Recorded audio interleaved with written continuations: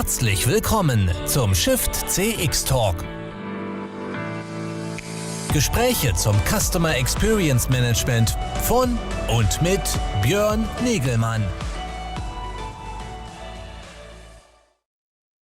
Ja, hallo, ich darf euch alle ganz herzlich begrüßen hier beim weiteren SCX Talk am Donnerstagnachmittag. Mein Name ist Björn Negelmann von Kongress Media und ich unterhalte mich hier jede Woche Donnerstag mit interessanten Gästen rund um die Veränderung zu mehr Kundenorientierung im Marketing, Vertrieb und Service. Das ist unser großes Thema. Und heute haben wir einen internationalen Gast, der auch seine Gäste mit eingeladen hat. Deswegen wechsle ich ins Englische. And I'd like to welcome again all our international guests today for our Shift CX talk. My name is Björn Negelmann from Congress Media.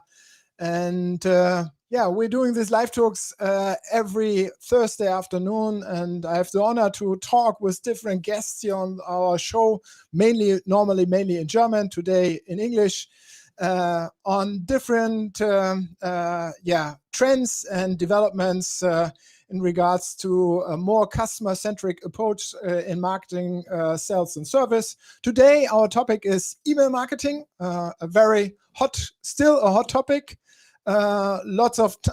Many times there have been reports on that email marketing is already dead. We have to think about and talk about this today. And my guest for this today is Shmuel Herschberg. He is an email marketing professional expert from Israel. He's doing consultancies on email marketing for companies with his company Shine Media. And I'm very honored to have him on the show today, just after our short break.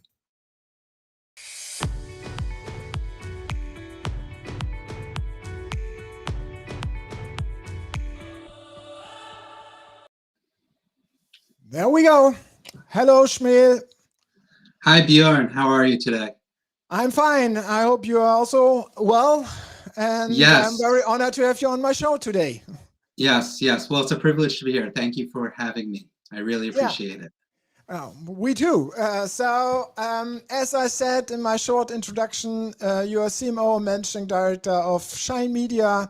You're an email marketing expert, professional, doing consultancies on this topic for different companies, doing keynote talks, speeches all around the world. And today we want to talk about a little bit about the trends in email marketing and where we are.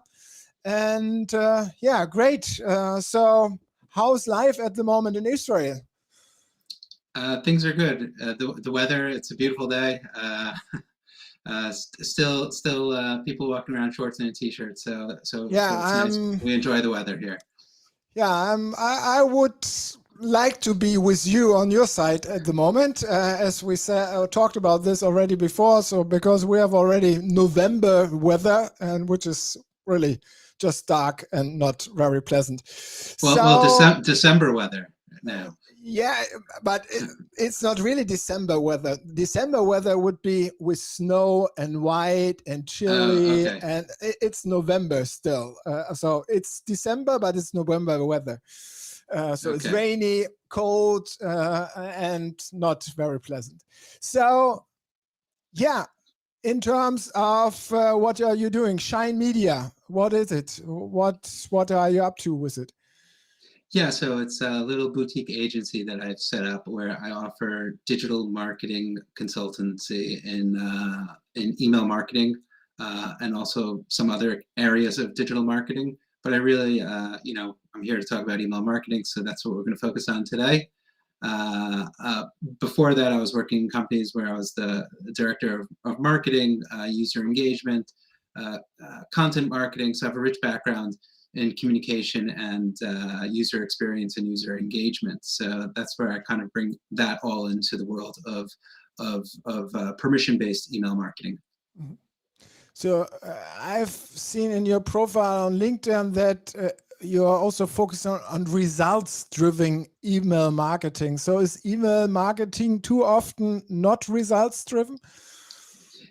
Yeah, so like you said in your introduction, a lot of people are always thinking, "Oh, is email dead? Is there a future for email marketing?" And I think when people don't have results beyond open rates and click-through rates, and then yeah, it's not really result driven. Result driven, I'm talking about tying in revenue into your email marketing campaigns, so you could actually see bottom line results and have a real results driven email marketing program. Because I think that's where the secret of email marketing lies. And when people talk about email marketing being dead, I think they may be not tuned into that part of the email marketing equation. Well, but emails are here with us since we have the internet. And Absolutely. using emails for communications is here since we have the internet, and also been one of the first marketing tools and efforts that people were using during the .com era. Why are we still struggling with it?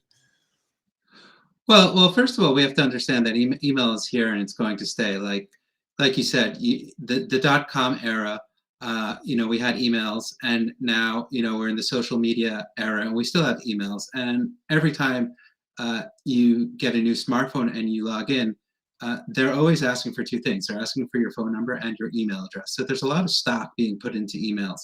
So it's going to be here, and it's here to stay.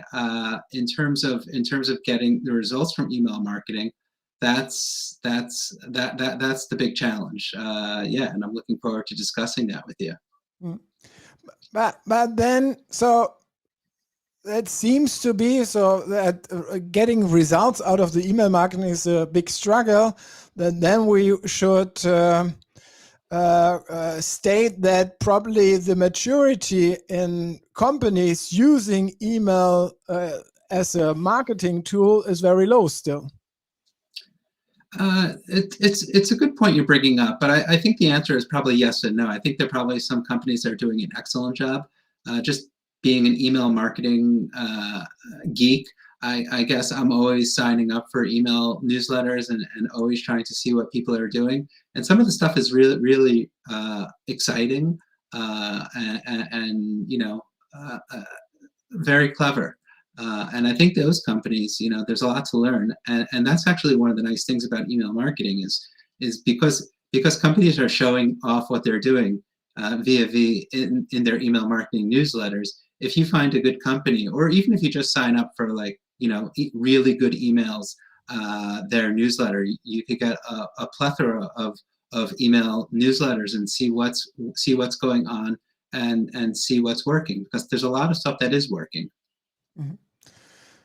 So then, what are the challenges for the moment that makes it so difficult to really have a successful email marketing approach? Yeah, so some of the challenges I think are in terms of when it comes to deliverability. I think there's a lot of misconceptions in terms of what deliverability is. So let's just set that straight. So when you use your email marketing service provider, your marketing automation tool, whatever you're using to send out your emails, so some of those emails may not be delivered to your subscribers' inbox at all, or some of them may be going to a spam box. So those emails are not being delivered. So when we're talking about deliverability, we're talking about how to get those emails into people's inboxes so that they can read them and act upon them. So that's definitely one of the big struggles. Another struggle, I would say, as we move into 2023, is the open rates. Open rates is definitely a vanity metric, which a lot of people are talking about, how they're going to be faded out in terms of what it is, because of the mail privacy protection rule sets by Apple. So that is going to cause a shift in where people are looking for their email marketing campaigns, and to see how successful their email marketing campaigns are doing. So it's deliverability and the privacy filtering of Apple, but it's not only Apple, with a lot of companies now using also Microsoft or other cloud instances for the corporate emails. We have also this filtering within the B2B sector on the corporate side, and a strong filter on there. So how do I overcome these challenges? I mean, for the deliverability, it's a difficult word for me. We have these email service providers and email marketing delivery services, which are already quite doing a good job, aren't they? And aren't most of the companies using them yet?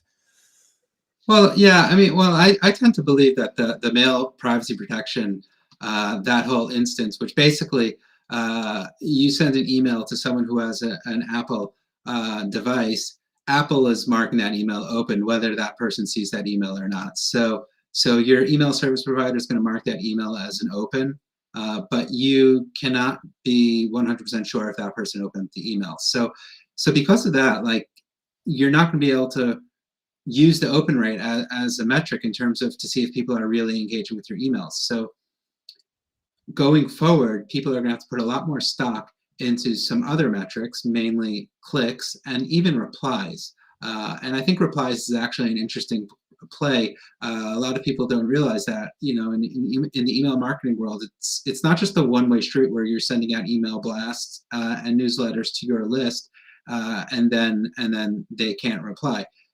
Email marketing tools give you the option to get a response back. Obviously, it doesn't have to go to your inbox. It could go to your customer success team's inbox, and you know, that sort of stuff needs to be leveraged. Mm-hmm. So we cannot. We must think beyond opening the emails. We must think of a dialogue with those readers of those emails and incite them to get into any kind of action, either clicking on something or replying to us as a company. Is that right?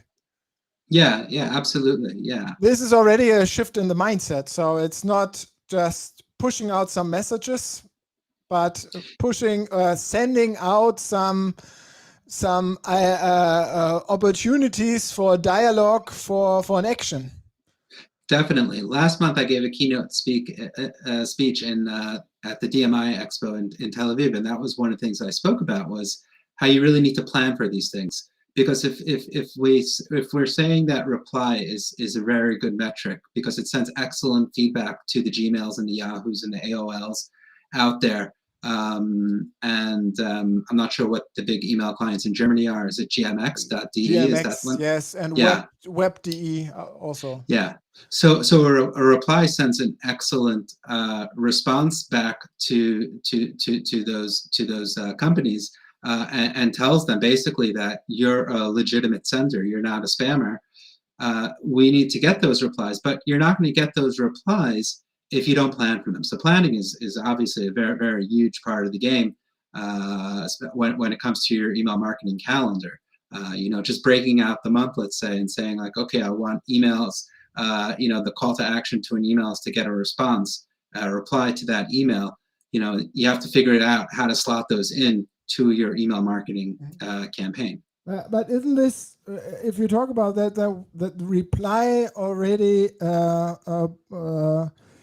puts or increase our legitimation of sending out emails, then we should put this in the chain of messages and dialogues we're sending out very much at the beginning, shouldn't we? So after a welcome email, we should also already send out some kind of a dialogue approach where they can reply on.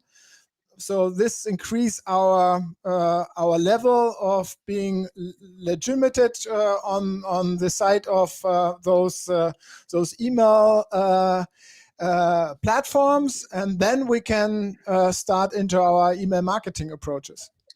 Yes. Yeah. Right I mean, yes, that's an excellent approach, Bjorn. It's an excellent point you're bringing up. I would say like setting the expectations from day one is super important. And when you give that message over to your subscribers that, hey, I'm here for you. If you ever have any issues, reply to any emails and someone from our customer support team will get back to it. Like it's an honor to serve you almost. That sends an important message to your customers and also to the email clients out there. And you could take it up a step further. You could just ask a simple question on your welcome email that says, please respond to this email and tell me what your biggest challenge is, or tell me what you're expecting to get out of this, fill in the blank, whatever your company does. And that really, gets them from day one to do what you want them to do, which is to be engaged with your emails. But today there's also a big trend that companies want to scale up into a kind of machine-based automation approach on this email interaction thing. So sending out an email with an open reply that comes back to our customer success center and is being sorted out manually is not really the kind of automation that people are thinking of out there. So in terms of the automation, there's definitely that side of things, like where you can't automate a response to an email, and you still need the human element to it. But working with your customer success team is super important. First of all, like when an email marketing manager goes over and speaks to the customer success manager, right? There's a lot that the email marketing manager can learn from the customer success in terms of pain points, in terms of what makes a client tick, so to speak. And they could learn a lot, and from that they could utilize that information and put them in the email marketing campaigns. So that's super important. And the other thing is just giving heads up to the customer success team and saying, hey, by the way, in our welcome email, we're going to have this response, and it really, really helps us as email marketers to have better deliverability and to have better engagement, which ultimately will drive better results. Is super important. So just so you know that this email, this is what's going on. This is what people might be saying. If people say something else, if you're getting responses that are something out of the box that we're not thinking of, please let me know, because I want to learn from this. And it just really, really just helps everything. Going back to the beginning of the discussion when we said maybe email marketing is dead, I don't think so. But I think more than that, I think email marketing needs to be like a real integral piece of that marketing puzzle. So it's like all the parts are interlocked. They can't just work in a silo. Email marketing needs to be an integral part of the overall marketing department. And it needs to be a give and take in terms of what they're doing and working in congruency with the greater marketing team. Mm-hmm. So we have an integrated view on this topic. It's not just sending out. It must be some kind of a learning. We also need a learning inside aspect of it. So kind of a feedback loop at this point.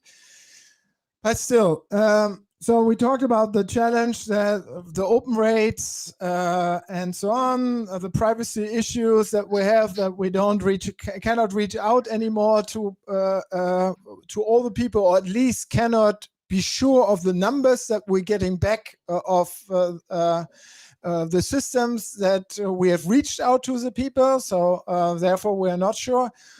So therefore, we need this kind of response or dialogue approach. Are there any more challenges? What are about formats, contents, and so on? And in one aspect, with the customer service example, customer success example, certainly you pointed also out that with asking the people who are in direct contact with those customers, we get to know what those customers are thinking of as a relevant content that we should built in our emails? I mean, that's probably also one aspect, but what other topics we need to think about in 2023? Absolutely. So like, obviously working with the customer success team, yes, for sure. Looking at the website content to see what the top categories on your website, and in terms of also in terms of how people are getting to your site, especially with search. If people are getting to your site from a certain angle, right? We want to tap into that angle, and we need to know. So you need to know like what those angles are in terms of how people are getting to your site. You need to know how people are acting on your website. What content is the most popular content? What content gets people to spend the most time on your site?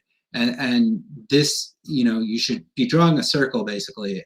So if on a piece of paper, let's say, and if you have like a topic A, right? So topic A, that's your main topic, and that's really driving the conversation. But then you need to think a little bit outside of that circle and say, okay, what other angles kind of like dovetail nicely with topic A, right? And then all of a sudden you get a topic B, right? And then a topic C and a topic D. And that's how you kind of build more and more content, and understand what content you need to speak to your customers, and what in that language, so to speak. Does this also mean we need more of personalized content within a single email, so that we have really personalized messages that we're sending out?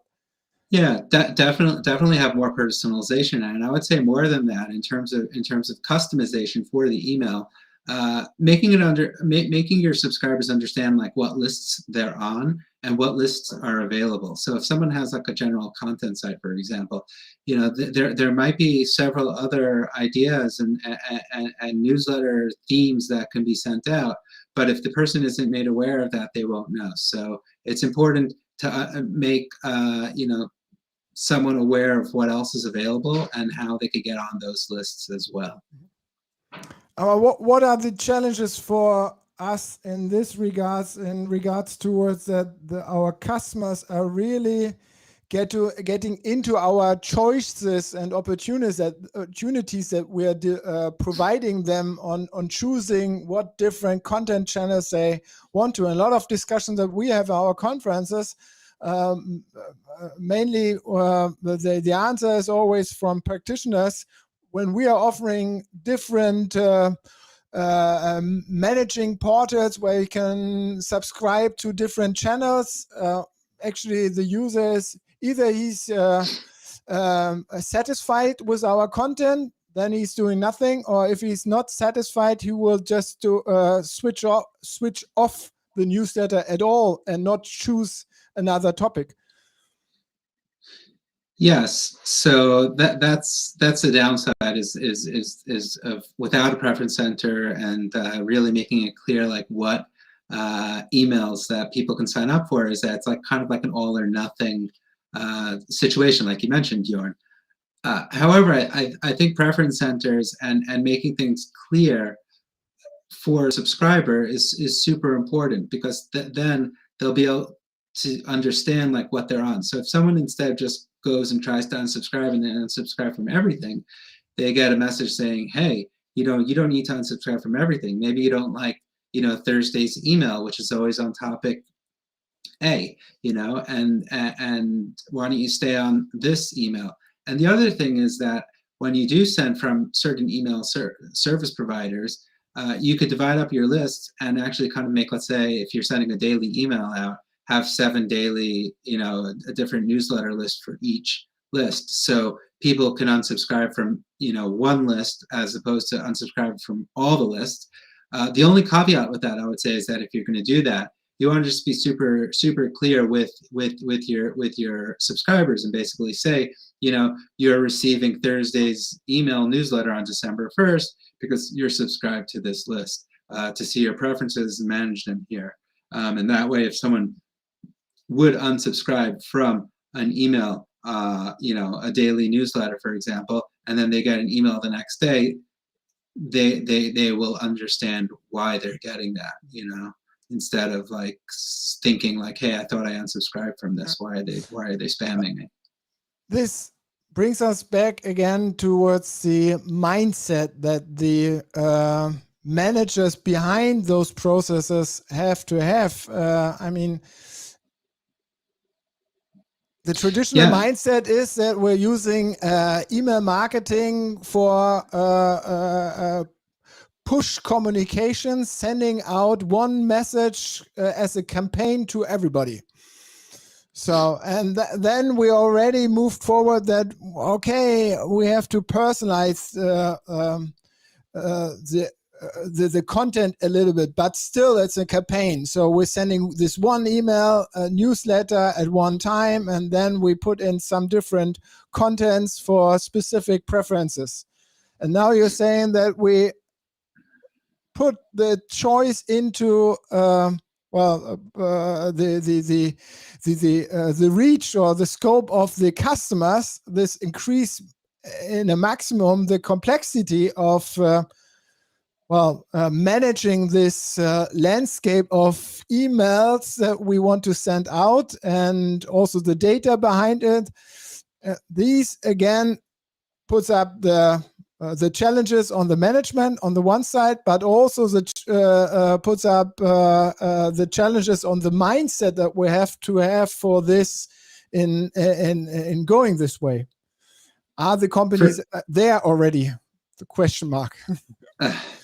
That's a good question. I don't know if all the companies are there yet, but some companies are definitely there. And I think the companies that do invest the time into this and educate, I think education is so important. And I'm talking about marketing education in terms of when people sign up, and in terms of setting expectations and telling people and being transparent with people and helping them understand like what is going to happen now that they're a member of your email newsletter list. So that's super important. And I think the companies that actually think about this stuff and they work out the complexities of this do reap the rewards when it comes to those bottom line results of email marketing. So I think this, it might sound very complex, but it's not as complex as I made it sound. So I'm sorry if I made it sound a little too complex, but I don't think it's that complex. But without a doubt, in terms of reaping the rewards, you do reap the rewards, from this. And I've seen my clients get those results from this approach. So in regards to the introduction that you want to help companies being more results driven, your recommendations are being more relevant, putting more choice into the hands of our customers, being more responsive or dialogue orientated also with emails. I think just being transparent so far. I mean, being transparent, being human. Like Christmas is coming up, and Hanukkah is coming up, right? So depending on your list, or you should message them even just a season's greetings or Merry Christmas or whatever it is. I think that's super important. Not every email needs to sell something. And showing that human element and showing our human nature, I think, is so important, because at the end of the day, people buy from people. Mm-hmm. Sounds so easy, but it isn't. Yes. I know. Yeah. So what is still the roadblockers in this game? I mean, we talked about the challenges. Certainly, some of the challenges also on the technical and the process side are there, and we talked about the mindset. What do you see as the key roadblocker in getting towards a better email marketing approach? what's going to help people get better email marketing results? Now, what is hindering them to be in a better approach? Because we are talking about this already long times, and certainly it's always about being more relevant, more putting more efforts on the dialogue side, and being more customer-centric, human-centric, and so on. So these are always these are the recommendations we. All your experts are providing these recommendations already several years towards companies, and still there are a lot of companies struggling with it. So what do you see as the key roadblockers on this journey to optimize or to being more results driven in this game? Well, I think a lot of people are probably just looking, or thinking the grass is greener on the other side, and they're not realizing when it comes to email marketing and for that matter all digital marketing, it's really a marathon. And what you have to understand about running a marathon is that you're not competing against the person next to you, right? If you're at the starting line of a marathon, you have all the Olympic level athletes that are there, and then you kind of have the people that are a little bit slower in the back, and even slower are even further back. Sounds like you have run already some marathons. I haven't run a marathon, but I think it's a beautiful metaphor because it really sums it up nicely. It's that you got to keep going, right? Yeah. So first of all, when it comes to marathon running, you're not going to be judging yourself against the big brands, right? So what the big brands are doing, right? You don't need to, and you shouldn't be comparing yourself against them. And the other thing is, when it comes to marathon running, is you got to keep moving. You mentioned, you asked if I run. I don't run, but I go mountain biking. Where I live in Israel, it's kind of mountainous, and we have beautiful mountains around us. So in 5 minutes I could be in the middle of nature mountain biking. And one thing about mountain biking is that if you stop pedaling, right, eventually you stop going, and then that start again is always important. So even if you're tired, and even if you think, am I doing the right thing, it's important just obviously to keep running and to keep moving and to keep pedaling in this game. But at the same point also obviously to take stock and make sure you're doing the right things. But if you're doing the right things, right, if you set everything up properly, right, you're working with reputable email service providers, and you set up your domain keys and your DMARC properly, right, and your deliverability is good, and your engagement rates are good, right, you got to keep going, because it's always that content. People aren't going to remember what you sent out last week. They definitely, and maybe not even like yesterday. So that amount of content that you got to keep going, and that energy, you got to keep using that and just recycle it and keep the ball moving. Does the economic situation require some changes to our email marketing approach? I mean, a lot of companies, they want to hard sell more now because they think it's important.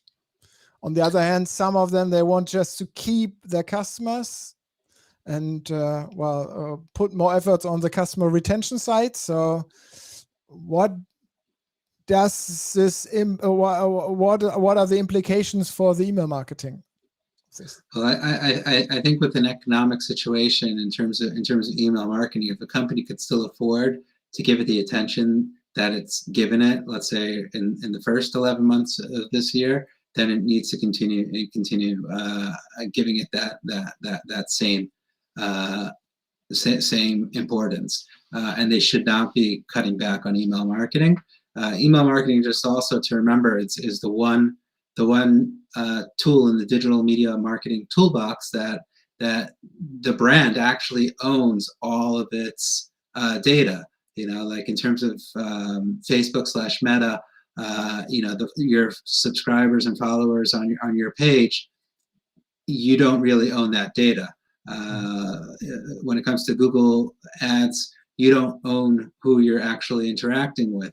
So it's really only your subscriber data, your email list that you actually own. And you're able to utilize that on other platforms like Google and Facebook and Meta. So it's super important to to keep the foot on the gas pedal for people that might have to downsize and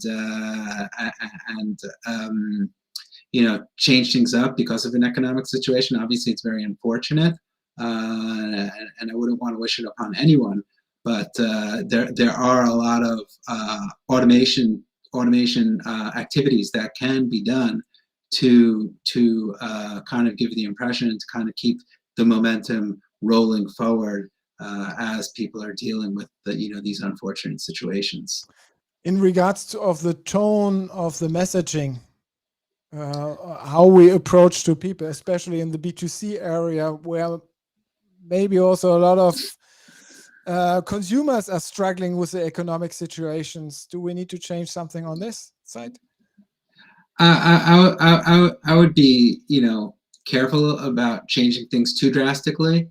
I think obviously looking at the data in terms of your company sales is super important. Obviously, that is a no-brainer. So if things for some reason and you might be working in an industry which is not affected by an economic downturn, then there really shouldn't be a reason that I can see, at least at this point, that you would change it. But if you do see sales are down, if you see in terms of the cart order value is down, then then you might want to change your tone in terms of that. If we just see that our stakeholders that we are communicating with, or probably some B2C customers, that they are struggling with the stress of these situations, do we need to address this also in the tone and not always putting out new offering and trying to sell something, but also being more empathetic and getting more on this side also in our content messaging? Yeah, so it's an excellent point you're bringing up, Jorn. But I would say to that you have to really analyze the situation on a company by company basis. So, for example, if you're selling a very luxury items and stuff like that, then you might need to tone it down a bit. But if you're selling, let's say, like financial tools or stuff like that, then it can be very comforting to people to kind of get better education and more information about things to help them navigate the difficult times. So it really depends on what you're selling and what your offering is. I think probably common sense here is the most important sense that we can put to use here. When it comes to this type of situation in terms of the nuances, in terms of the sensitivities of an economic situation where people might not have. But at the end of the day, I will say, you're still running a business, so you still have to find ways to make money. So that's obviously also very important. For sure. So, wrapping it up, so we labeled our talk about the email marketing tips for the new year. We discussed a lot of things from the relevance, from the dialogue orientation towards also the personalization. So, what are your three key tips that we should follow up for the next year? Yeah, so I think definitely in terms of engagement, moving over the engagement model to understand that clicks and replies are going to be a lot more important than an open rate. I think in terms of opening up email marketing to make it... For this, just let me ask you one question, deeper question on this. So we have maybe the email marketing manager who has been aware of those deliverability problems, and he's also on the engagement KPI side already, but the his managers beyond the email marketing business operations sector, they still want to have those great reach out numbers. So how do I change those mindset of my bosses in this position? I think it's just a very, very, quick conversation, just to have a few minutes. You could go over, just explain what mail privacy protection actually means, which actually just kind of just does, you don't really get a full picture. If someone, if your email service provider says that reports that I opened up your email, but it may have been a mail privacy protection open, that means that I may not have seen the email. So I think it's a very, very simple conversation to have. Just say like, look, we're talking about privacy issues. We're talking about the pixel going away. We're talking about all this tracking stuff. So it's just part of that same conversation. So I think that's pretty simple. And I think most C-level managers will understand that. And if anything, it puts more emphasis on those other email marketing metrics, in terms of the result-driven ones, like RPM, or revenue per mil, or some people call it PPM, profit per mil. Those numbers are super important, and I think those will take the limelight, and rightfully so. So this is a tip for more engagement, then also having a better metrics view on the email results, email marketing results. This was just one tip. I counted. Definitely. In terms of the metrics, knowing the numbers and understanding what the numbers mean is super important, and taking engagement approaches to raise those numbers, especially those click rates. The second tip I would say is in terms of opening up your email marketing program to become a real two-way street when it comes to communication. So working with your customer success team to explain to them the game plan, and basically explaining to them and tell them that, look, if we need emails to get into people's inboxes so we can sell, right? And a way we could raise our standing with the Gmails and the GMXs out there is by getting responses to our emails. So we're going to make campaigns every now and again that explicitly call for a response to that email. And working with the customer success team, I think that can definitely be a big hit in the new year. And then the last thing I would say is just in terms of permission-based email marketing, to make it really, really understandable for the subscribers, so that when someone signs up for their list, they understand what they're getting into.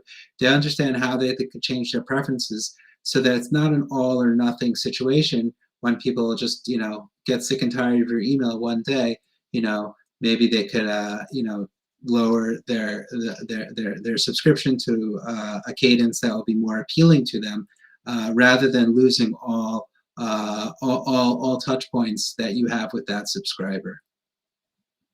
Great stuff. Thank you. Shmuel, thank you for being with me this afternoon. Thank you for these great answers and the great discussion. We're already at the end of our little talk here again. I think we brought up, or you brought up, a lot of quite interesting recommendations how we can change and optimize our email marketing next year. Thank you again for being with us here.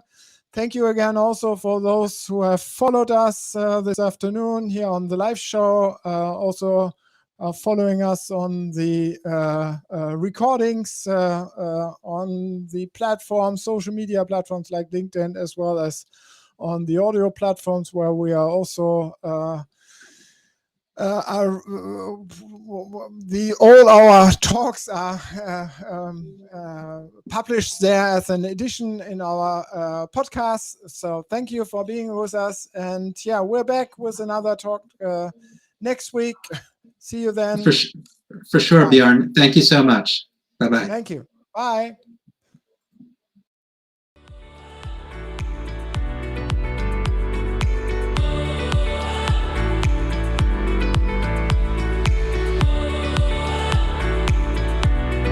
Das war der Schiff CX Talk mit Björn Negelmann von Kongress Media. Mehr zu Schiff CX auf der Website schiffcx.de.